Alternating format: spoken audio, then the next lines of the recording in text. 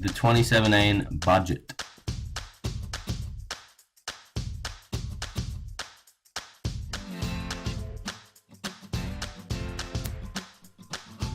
The budget is the tool used for fiscal policy and involves the revenue and expenditure the government has incurred in that financial year.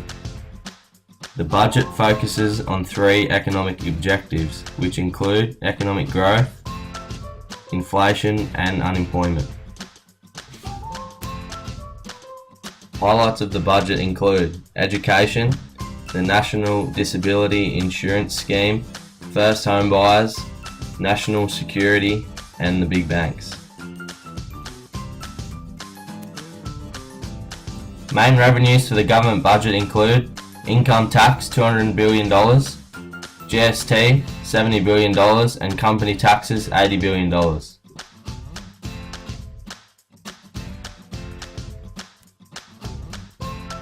Main expenditure for the government budget includes welfare $160 billion, health $75 billion, education $30 billion, and defence $30 billion.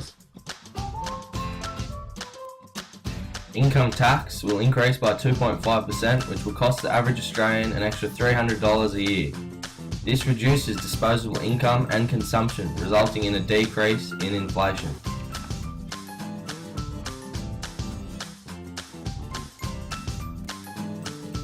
First home buyers can now save an extra $15,000 a year to purchase a house. This results in an increase of house prices as there are high demand in the market, therefore resulting in an increase in inflation.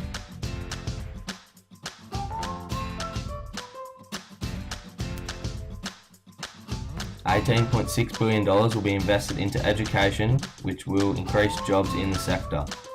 Also, another $312 million will be invested into the Australian Federal Police, resulting in an extra 300 jobs. Therefore, they both result in lower unemployment.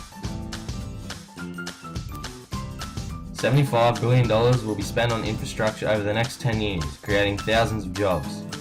Businesses are now forced to pay $5,000 per foreign worker. The money raised will fund a training scheme for young Australians. Therefore, both result in lower unemployment. A new levy imposed on the big five banks will provide $6.2 billion worth in revenue over the next financial year. This will result in lower profits for the five banks, therefore lowering economic growth for the Australian economy.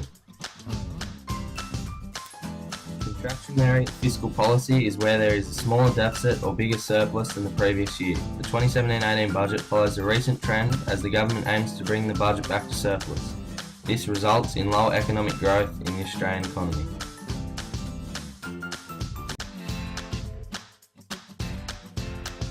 Winners include the National Disability Insurance Scheme, education, first home buyers, and traditional broadcasters. Losers include smokers, university students, and taxpayers.